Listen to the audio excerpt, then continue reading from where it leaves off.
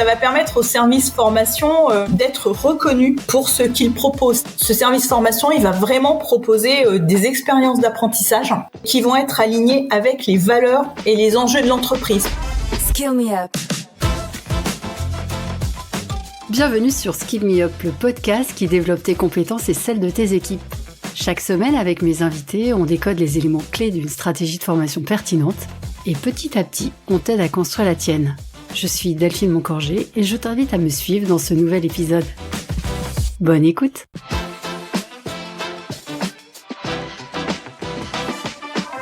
Bonjour à toutes et tous et bienvenue dans ce nouvel épisode de Skill Me Up. Aujourd'hui, je reçois Anne-Marie Cugnier, experte du marketing de la formation, podcasteuse, autrice et surtout brillante exploratrice de tout ce qui relie pédagogie, communication et expérience apprenant. On va parler ensemble d'un concept qu'on entend encore peu, mais qui pourrait bien devenir un must pour tous les responsables de la formation, la signature pédagogique. Bonjour Anne-Marie.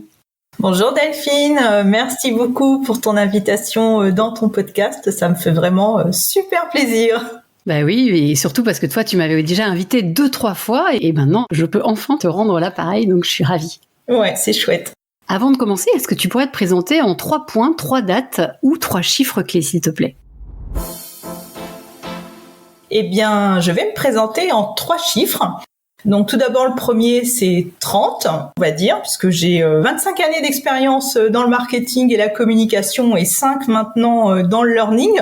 Donc si vous faites le décompte, eh bien vous verrez que ça ne me rajeunit pas du tout. Voilà. Mais je vous laisse calculer mon âge. Vous pourrez le mettre en commentaire si vous avez envie. Ensuite, 4. Donc j'ai lancé le podcast Learn and Enjoy il y a bientôt maintenant 4 ans. Dans ce podcast, je publie un épisode tous les 15 jours pour partager des bonnes pratiques pour créer des expériences de formation engageantes et impactantes. Et le dernier chiffre, ça va être le 1, puisque cela va faire 1 an. On enregistre le 1er mai et donc demain, mon livre aura 1 an. Il va souffler sa première bougie. Donc mon livre que j'ai sorti aux éditions Duno l'année dernière. Et voilà. Tu peux nous rappeler le titre, Anne-Marie ? Oui, créer des expériences de formation engageantes. Parfait.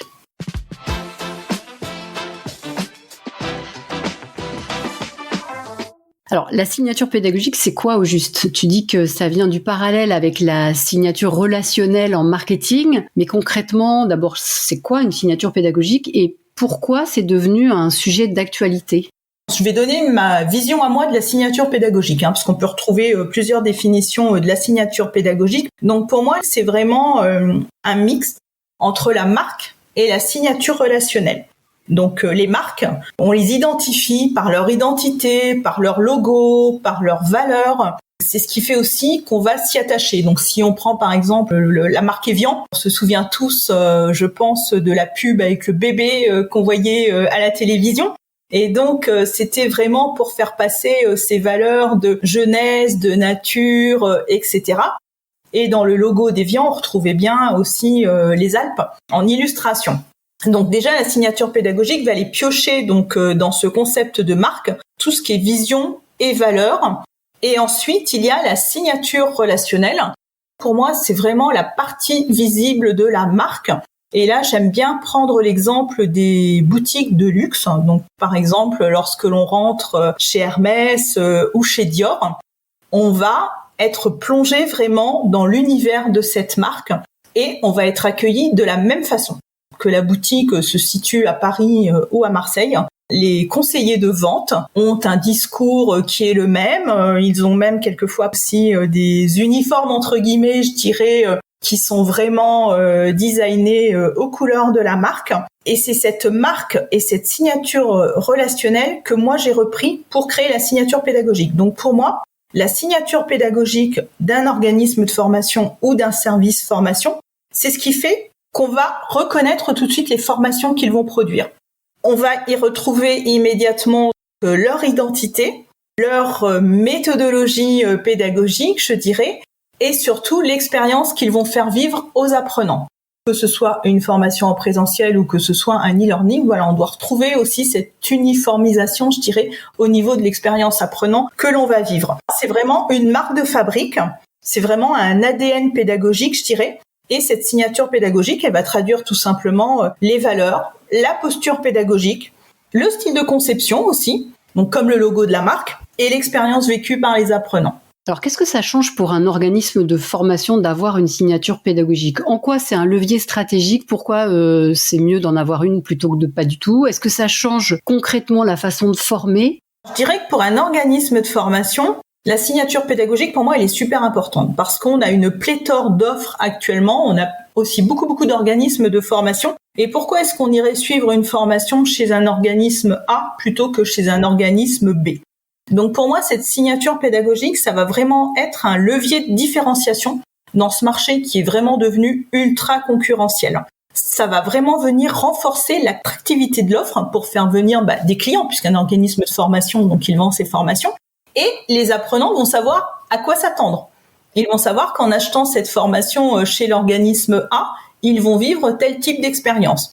Et ça va permettre aussi pour moi de favoriser la fidélisation donc des apprenants qui auront suivi des formations dans cet organisme. Parce que cet organisme va vraiment être identifié et on va vraiment l'apprécier pour l'expérience qu'on y aura vécue, pour les formations qu'on aura suivies.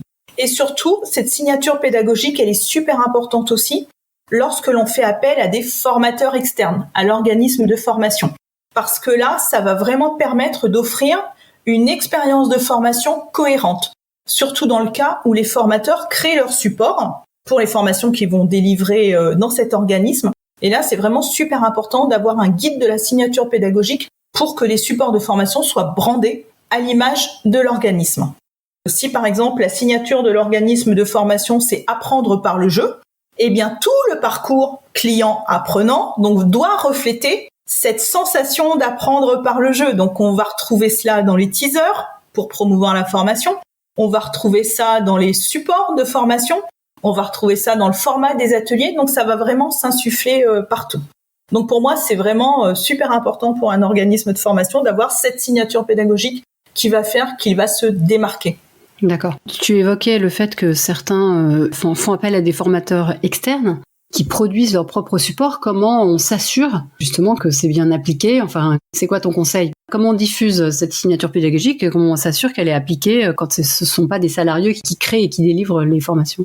Pour diffuser la signature pédagogique, tu peux avoir un support, on va dire PDF, donc comme un book de marque, donc où tu as tous les éléments qui vont être décrits dans ce support. Tu peux aussi diffuser ce support de manière interactive, donc tu peux très bien créer ton book de marque sur un Geniali, puis ensuite tu diffuses ce lien au formateur. Ou tu peux très bien aussi avoir un site web où on va retrouver tous les éléments de la signature pédagogique, donc vraiment à la manière des brand centers. Donc on va retrouver le logo, on va retrouver le ton éditorial, on va retrouver la charte graphique à appliquer. On va y retrouver aussi des exemples de supports, des exemples de teasers, des exemples de vidéos. On peut très bien y retrouver des templates et vraiment des ressources sur lesquelles le formateur externe va pouvoir s'appuyer pour créer son support de formation et pour adapter son discours à cette signature pédagogique. Ok. Et du coup, pour pousser encore le trait, en quoi ça permet de passer d'une formation qui est bien faite à la base à une formation mémorable en fait ? Est-ce que la signature pédagogique, c'est quelque chose qui permet de passer ce cap ? Pour moi, c'est un cran en dessus. Tu vas vraiment faire vivre pour moi une vraie expérience parce que tu as tout l'amont de la formation qui va être signé pédagogiquement. Ensuite, tu as le pendant la formation où on va retrouver comment cette signature pédagogique fait vivre l'expérience aussi à l'apprenant. Et ensuite, tu as l'après. Donc, c'est pas quelque chose qui est déconnecté comme juste une formation qu'on va suivre. C'est vraiment un avant, un pendant et après. Et ça va faire un tout. Moi, j'aime bien prendre l'exemple des sites e-commerce. Avant que tu achètes sur ton site e-commerce, eh bien, tu vas recevoir des mails, des emailing pour te présenter des produits. Donc, tu vas déjà être un petit peu immergé dans la marque. Ensuite, lorsque tu vas être sur le site internet, eh ben, tu vas faire ton choix, tu vas acheter. Donc là, tu as tout ton parcours que tu vas suivre. Et ensuite, après, donc tu peux devenir ambassadrice ou tu vas faire partie d'un club de fidélité et donc ton expérience se continue. Donc tu vois, tu as vraiment un avant, un pendant, un après. C'est pas comme si tu achetais juste un produit et puis ensuite, il n'y a plus rien qui se passe. Tu restes en lien vraiment avec la marque. Tu es en lien avant avec la marque, pendant et après. Et après. Voilà. Est-ce que c'est important aussi pour un service formation en entreprise ou une université d'entreprise de créer, de décider d'avoir une charte pédagogique claire en interne aussi ? Alors pour moi aussi, c'est important. C'est quelque chose qui commence, que l'on voit apparaître de plus en plus. Donc ce que ça va permettre, c'est vraiment de donner une ligne directrice claire pour les équipes formation. Et ça va vraiment permettre qu'elles soient identifiées au sein de l'entreprise, d'autant plus lorsqu'il s'agit d'un grand groupe et que les équipes sont sur plusieurs pays, par exemple. Et ça va aussi permettre de construire une culture learning forte et qui va être identifiable justement au sein de l'entreprise. Et aussi, on peut dire que ça va permettre au service formation d'être reconnu pour ce qu'il propose. C'est-à-dire, on va pas se dire « Ah bah oui, bah toi tu fais juste des formations ». Non, ce service formation, il va vraiment proposer des expériences d'apprentissage et qui vont être alignées avec les valeurs et les enjeux de l'entreprise. Parce que là, le service formation est vraiment au service de la stratégie de l'entreprise. Donc cette signature pédagogique va vraiment permettre d'aligner le service formation avec cette stratégie, avec ce plan strat. Et puis du coup, je trouve que c'est aussi beaucoup plus motivant pour les collaborateurs parce que ils se disent que voilà, les formations qui sont créées, elles ont vraiment cette patte unique. Et puis, je pense qu'ils vont s'y engager beaucoup plus volontiers s'ils savent déjà ce qu'ils vont trouver. D'autant plus si on joue, si la signature pédagogique s'appuie sur de la gamification. Alors justement, concrètement, quels sont les ingrédients d'une signature pédagogique ? En fait, commence par quoi ? Comment ça se passe ? Pour moi, la signature pédagogique, elle a 4 piliers. Donc tout d'abord, c'est vraiment la vision. Donc là, c'est la promesse que l'on fait aux apprenants. Ensuite, le deuxième pilier, c'est la démarche pédagogique. Donc c'est-à-dire toutes les approches pédagogiques que l'on va mobiliser et qui font qu'on nous reconnaît. Ensuite, on va avoir les comportements clés. Donc pour les formateurs, pour les équipes, etc., qui vont permettre de faire vivre justement cette expérience mémorable aux apprenants. Et enfin, on va avoir l'identité, donc une identité graphique, une identité sonore, donc au niveau de la musique, etc., l'univers audio, et une identité éditoriale qui est le tone of voice. Pour moi, la signature pédagogique, il y a vraiment ces 4 ingrédients, donc vision, démarche pédagogique, comportement clé et identité. Alors du coup, moi j'aime bien les exemples concrets, donc est-ce que tu pourrais me donner un exemple peut-être que tu as créé toi, justement, et où tu as fait des choix sur ces 4 piliers ? Alors c'est difficile de trouver des exemples de signature pédagogique, mais il y avait celle d'Engie University, il y avait celle aussi de l'Institut de formation de la CPAM, donc l'Institut 410. Il y a aussi l'EM Lyon qui a une belle signature. Tout ça, ça peut déjà donner des exemples. Alors moi, ensuite, si cela intéresse les auditeurs, donc j'ai créé un prompt qui permet du coup, avec différentes questions, d'avoir une base pour sa signature pédagogique. Donc en suivant les questions, on a un résultat qui est déjà très bon d'après les retours que j'ai eus. Donc si tu veux, je te donnerai le lien et tu pourras le rajouter dans les notes de ton épisode. Je le mettrai, mais carrément, dans les notes de l'épisode. Super. Donc si tu devais accompagner aujourd'hui une équipe sur le sujet de la signature pédagogique, tu les aiderais à construire quoi en fait ? Une charte, une boîte à outils, des guidelines éditoriales ? Comment tu ferais ? Alors moi déjà, ce que je recommanderais, c'est de suivre 4 étapes. Déjà de commencer par se poser la question, qui sommes-nous ? Donc c'est quoi nos valeurs ? C'est quoi ce qui nous anime ? C'est quoi nos convictions pédagogiques ? Ensuite, qu'est-ce qu'on veut que les apprenants ressentent, vivent lorsqu'ils vont suivre notre formation ? Quelles vont être les émotions ? Comment on veut qu'ils se sentent à la fin de la formation ? Comment ils veulent être valorisés ? Donc déjà, ces 2 premiers points. Ensuite, nos partis pris. Donc quel va être notre format, vraiment signature, notre ton, nos postures aussi. Et ensuite, comment on va formaliser tout ça ? Donc mettre des mots sur ces 3 étapes, donner des exemples concrets. Et c'est là aussi, on va pouvoir aller piocher du côté du marketing. Donc on va pouvoir créer sa baseline, on va pouvoir aller chercher sa charte graphique, sa tonalité éditoriale. Est-ce que je vais tutoyer les apprenants ou est-ce que je vais les vouvoyer ? Par exemple, il y a une différence entre nous deux, Delphine, c'est que toi, par exemple, sur LinkedIn, tu tutoies tes abonnés, moi, je les vouvoie. Donc là, déjà, tu vois, on a une différence au niveau du ton. Et ensuite, on va pouvoir aller chercher aussi du côté du storytelling. Ce qu'il faut pas oublier, c'est l'inspiration. Il faut vraiment aller chercher ce qui se passe ailleurs, regarder ce qui existe et pas uniquement dans l'univers du learning. Il faut pas hésiter à aller chercher d'autres univers, aller chercher du côté du commerce aussi, aller chercher du côté du retail, etc. Voir un petit peu ce qui se fait pour qu'on puisse s'en inspirer pour notre signature pédagogique learning.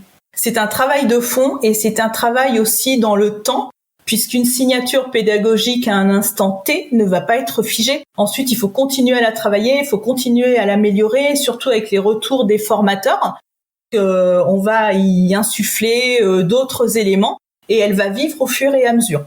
Et donc, au fur et à mesure qu'elle vit, il ne faut surtout pas oublier non plus de mettre à jour son support pour que tout le monde suive cette évolution. Ouais. Voilà. Et alors, du coup, tu recommandes, par exemple, de la revisiter régulièrement, peut-être tous les ans, tous les 18 mois, pour se réinterroger, de voir si elle est toujours en phase avec justement notre stratégie de formation et la stratégie d'entreprise. Est-ce que, par exemple, quelqu'un qui n'était pas sur la gamification l'introduit à un moment donné en se disant, voilà, on veut vraiment pousser le côté ludique, ou au contraire, on le supprime parce que, voilà, on se ressente sur un cœur de métier qui est plus sérieux et donc on veut montrer qu'on est sérieux. C'est un peu comme de l'amélioration continue. Est-ce qu'on revisite régulièrement? C'est ce que tu recommandes ou pas? Oui, moi, ce que je recommande, c'est de se poser tous les ans et puis de faire un bilan. De faire un bilan avec les équipes du service learning. Ça va être les concepteurs, ça va être les ingénieurs pédagogiques, les équipes administratives aussi, puisqu'elles sont aussi en contact avec les apprenants. De collecter les retours des formateurs et aussi d'interviewer régulièrement des apprenants. Parce que c'est important d'avoir ce regard externe quelque part, puisque ce qu'on fait, c'est eux qui le vivent. Et donc, c'est important de savoir si ce qu'on a imaginé, ils le vivent vraiment ou pas. Et comme tu le disais, en fonction de ça, ensuite, de réviser sa signature et de se dire, ce serait peut-être bien de mettre un petit peu de gamification, parce que les apprenants nous ont fait ce retour que ça manquait d'activité ludique. Et c'est comme ça qu'on va affiner au fur et à mesure. On va être sur un mode aussi test and learn. C'est ça, ouais. Voilà.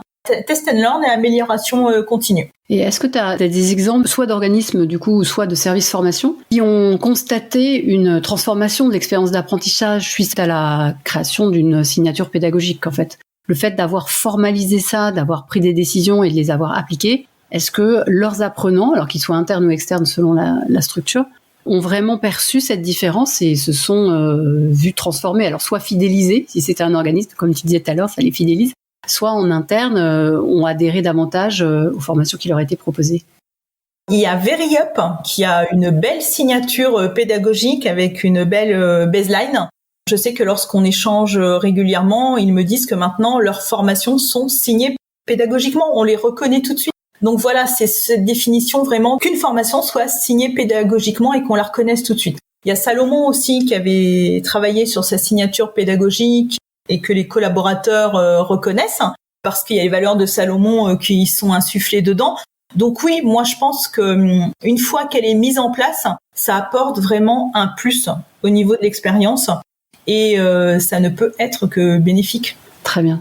Et alors graphiquement, est-ce que tu as des recommandations à nous faire en fait? Est-ce qu'il y a des choses à privilégier de ce point de vue-là?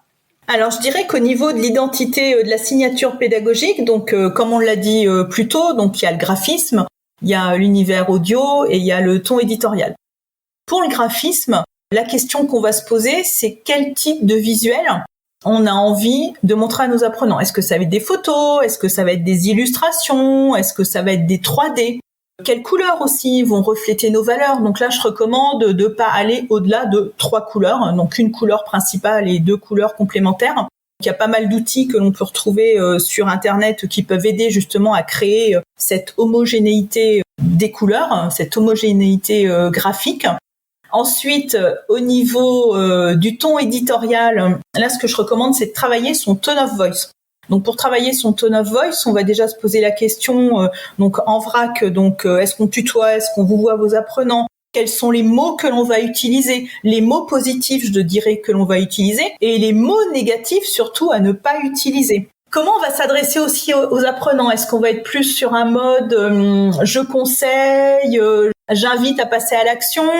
Tout cela, on va le formaliser sur un document. Donc d'ailleurs, dans mon livre, il y a tout un exercice pour travailler son tone of voice. Et ensuite, au niveau de la musique, c'est pareil.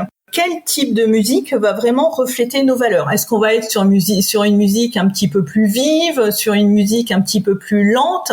Et après, que cette musique-là, on la retrouve ensuite sur nos supports de formation. Lorsque, par exemple, on va faire un teaser vidéo, donc on va retrouver des moments de cette musique. On peut aussi créer à partir de ce morceau de musique un jingle, etc.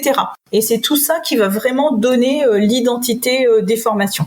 Pour encadrer en début et en fin un e-learning ou des petites capsules audio ou peu importe. Ouais. Voilà, tout à fait. Oui, donc ça englobe quand même pas mal de choses. Il faut penser à plein d'aspects. Est-ce que justement pour ça, il vaut mieux être accompagné, ou est-ce que tu penses qu'avec un bon bouquin justement ou un petit podcast, on peut déjà se débrouiller tout seul, ou avec l'aide de l'intelligence artificielle, ou est-ce qu'il vaut mieux demander conseil? Comment tu vois les choses concrètement? Je dirais que ça dépend de comment on se sent avec ça. Ouais. Déjà.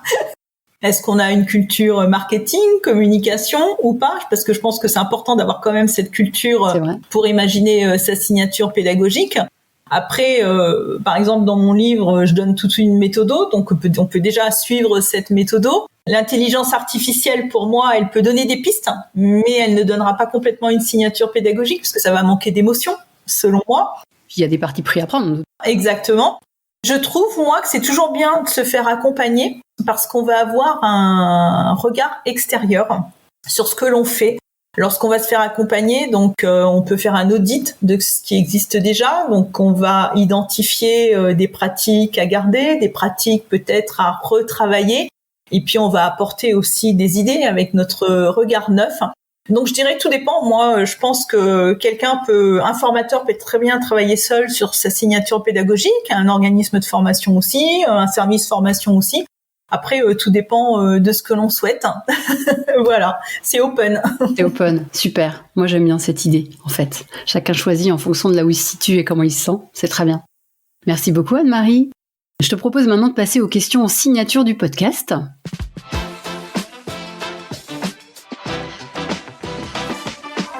Alors, ma première question, c'est comment fais-tu ta veille?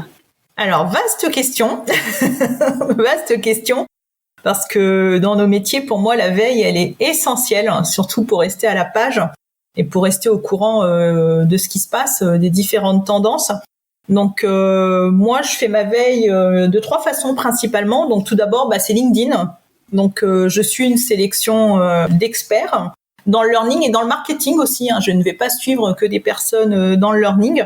Donc, par exemple, pour la formation, moi, j'aime bien suivre Ronnie Germont. D'ailleurs, je crois que tu l'as déjà eu comme invité dans le podcast. Sur Skill Me Up, ouais, tout à fait. J'aime bien tout ce que Ronnie partage sur l'IA.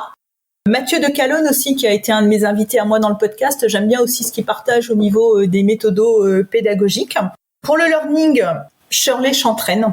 J'adore ces carousels et elle y parle vraiment de persuasion digitale. Donc c'est vrai que moi je suis plus dans le digital learning, mais j'aime beaucoup tout ce qu'elle partage parce qu'il y a vraiment des bonnes pratiques et des conseils que l'on peut appliquer ensuite dans les productions.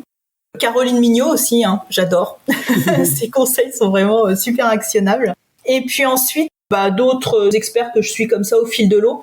Par contre, quelquefois maintenant, avec les algos de LinkedIn, on voit pas forcément passer tous les posts de tout le monde. Mais c'est vrai. Faut y aller de façon proactive après. Voilà. Ensuite, j'ai des newsletters aussi que je lis. Alors, je me suis pas abonnée à beaucoup de newsletters parce que après on se disperse. Moi, j'aime bien celle du Greffe Bretagne. Donc, c'est une newsletter tous les 15 jours et en fin de compte, le Greffe Bretagne va aller piocher des articles qui ont été remarquables, entre guillemets, je dirais, sur les 2 dernières semaines. Donc, ça, j'aime bien. C'est très tourné aussi un petit peu innovation. J'aime bien aussi la e-learning letter. Je suis aussi, alors là, c'est pas une newsletter, mais c'est un groupe sur LinkedIn, le groupe Veille Formation. Il y a toujours de très bons tips. Et puis ensuite, je vais lire aussi des newsletters qui sont plus orientés marketing. Donc, j'aime bien celle de Storyline parce qu'elle y partage des histoires de marques. Donc, c'est toujours très inspirant. Et puis, des newsletters sur l'IA. Et ça, j'aime beaucoup celle de Benoît Raphaël. Voilà, parce qu'elles sont toujours très pédagogiques et on y apprend toujours beaucoup de choses. Et puis ensuite, la 3e source de veille, c'est l'échange avec mon réseau. Et c'est surtout pour ça aussi que j'ai créé les Learning Cafés mensuels. Voilà, et donc à cette occasion-là, on échange toujours sur des sujets d'actualité. Et par exemple, le dernier Learning Café, c'était autour de l'IA. Donc on a échangé sur les outils qu'on utilise, comment on les utilise, etc. Et pour participer à tes Learning Café, il faut être abonné à ton podcast ou c'est simplement sur inscription? Pour mes Learning Café, donc je publie toujours sur LinkedIn l'événement. Donc c'est le premier vendredi du mois généralement à 13h sur l'heure du déjeuner. Et puis on peut me demander le groupe WhatsApp parce qu'on a un groupe WhatsApp pour échanger entre 2 sessions. Donc il suffit de me demander le lien du groupe WhatsApp et puis je vous intègre avec plaisir. Quelle est la formation qui a eu le plus d'impact sur toi et pourquoi ?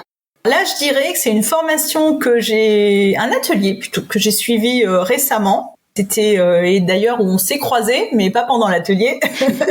C'était l'atelier qui avait été proposé par Sifco lors de la dernière édition de YouSpring en avril dernier.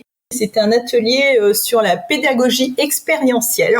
Franchement, j'ai adoré. Donc, pour en dire quelques mots, donc on était répartis en équipes et l'objectif, c'était de traverser une zone de tremblement de terre en s'aidant de plots et de planches. Tout le groupe était d'un côté et il fallait passer de l'autre côté de la zone de tremblement de terre, donc sans mettre un pied à terre et sans tomber surtout. Et donc on avait un temps de réflexion en salle préalable. Donc on imaginait les solutions sur une maquette en bois. Donc comment faire pour passer d'un point A à un point B. Et ensuite il y avait le passage à l'action en vrai, en extérieur. Et c'est là, en fin de compte, lorsqu'on passe à l'action, que l'on voit tout de suite le décalage entre la théorie et la pratique. Parce que ça ne s'est pas forcément passé comme on l'avait imaginé en salle. J'imagine. Et ça, c'était vraiment hyper marquant. Et je dirais qu'en fin de compte, quand tu participes à cet atelier, c'est là que tu te dis, ça te rappelle vraiment l'importance de tester vraiment ces idées en conditions réelles. Voilà, même si elles sont pas parfaites, en fin de compte, faut vraiment y aller parce que c'est en les testant qu'on va se rendre compte si ça marche ou pas. Si tu pouvais donner un seul conseil à un DRH ou un responsable formation, ce serait lequel ? Pour rester en lien donc avec notre thématique du marketing, je dirais c'est de ne pas avoir peur du marketing. Ok. Parce qu'on a souvent l'image d'un marketing manipulateur, on pense souvent que le marketing ce sont des paillettes, alors que pas du tout. En réalité, si c'est vraiment bien utilisé, ça va vraiment être un outil qui va permettre de mettre en valeur et d'aligner la politique formation d'une entreprise. Et ça permet surtout de mieux comprendre ses apprenants, de mieux communiquer avec eux, de leur proposer un contenu qui soit vraiment pertinent par rapport à leurs besoins. Et en bref, ça permet de mieux engager ses apprenants. Pour moi, le marketing, ce n'est ni un gadget, ni un accessoire, c'est vraiment stratégique. Et il ne faut pas passer à côté des possibilités qu'il offre pour un service formation. Ok, parfait. Quelle actu récente ou prochaine aimerais-tu partager avec nous, Anne-Marie ? L'anniversaire de ton livre, ça on a bien compris. J'ai l'anniversaire de mon livre, j'ai l'anniversaire du podcast qui arrive. Voilà, il y a beaucoup d'anniversaires. Voilà, toutes ces bougies à souffler. Puis j'ai un nouveau bébé, donc qui est un atelier jeu qui s'appelle Learn and Play. Donc tu remarqueras le petit clin d'œil au podcast dans le nom. Learn and Play, c'est quoi ? C'est un format un petit peu ludique et collaboratif. C'est un jeu, donc c'est un jeu de plateau avec des cartes. Et ça permet vraiment de s'initier aux 6 étapes du marketing de la formation que je partage dans mon livre. Ça permet de s'y initier de façon collaborative, ludique, avec du fun, je dirais. Et ça dure 2 heures et pendant 2 heures, on pratique et on repart avec des idées concrètes et surtout une vraie méthode. Et tu vas communiquer dessus, on va pouvoir s'inscrire comment ? Pour s'inscrire, il faut me contacter puisque Pour l'instant, ce sont des sessions intra-entreprise uniquement. De toute façon, je mettrai ton contact LinkedIn bien sûr, dans les notes de l'épisode. Pour terminer, est-ce que tu aurais une suggestion d'invité pour un prochain Skill Me Up ? Oui, tout à fait. Alors justement, moi, par rapport à la thématique de ton podcast, moi, j'ai tout de suite pensé à Caroline de Blander. Donc, elle partage énormément autour des soft skills. Les soft skills, c'est un sujet qui est absolument fondamental actuellement donc dans le monde du travail. C'est vrai que je trouve que ça colle parfaitement avec ta ligne éditoriale. Génial, merci beaucoup. Moi, je suis fascinée par les soft skills. Je pense que à chaque fois, on apprend comment mieux se développer tous les jours. Donc, je trouve ça chouette, effectivement. Très bien. Merci beaucoup, Anne-Marie, pour cette suggestion. C'est top. Et on arrive à la fin de cet épisode. Ouais, déjà, oui, c'est pas si vite. C'est très vite. Ouais, c'est ça. Donc, merci pour nous avoir fait comprendre ce que c'était une signature pédagogique, comment la mettre en œuvre et surtout ce que ça pouvait nous apporter, tant à la fois pour un organisme de formation, mais aussi pour une université d'entreprise. Donc merci beaucoup pour tout ça et puis merci aussi pour tous les conseils de ta veille parce que là c'est riche. Donc on va pouvoir s'en inspirer pour augmenter aussi nos connaissances. Merci beaucoup Delphine. Enfin, j'ai adoré enregistrer cet épisode avec toi. Ça fait un peu bizarre toujours de se retrouver de l'autre côté du micro. C'est une expérience aussi. Donc, j'espère que mes conseils seront utiles à tes auditeurs. Bah écoute, on se retrouve probablement sur un prochain événement learning, puisque c'est souvent là où on se croise. Tout à fait, oui. Peut-être sur Vivatech d'ailleurs, le prochain c'est celui-là. Non, j'irai pas à Vivatech cette année malheureusement, mais je vais suivre du coup sur ton compte LinkedIn. De loin, ça marche. Merci beaucoup Anne-Marie et à très bientôt. Encore merci pour l'invitation, à bientôt. Au revoir. J'espère que cet épisode t'a inspiré. S'il t'a plu, pense à ajouter plein d'étoiles sur ta plateforme d'écoute. Et si tu veux booster ta stratégie de formation, contacte-moi sur LinkedIn. Rendez-vous la semaine prochaine avec un nouvel invité. D'ici là, abonne-toi, belle journée et à très vite.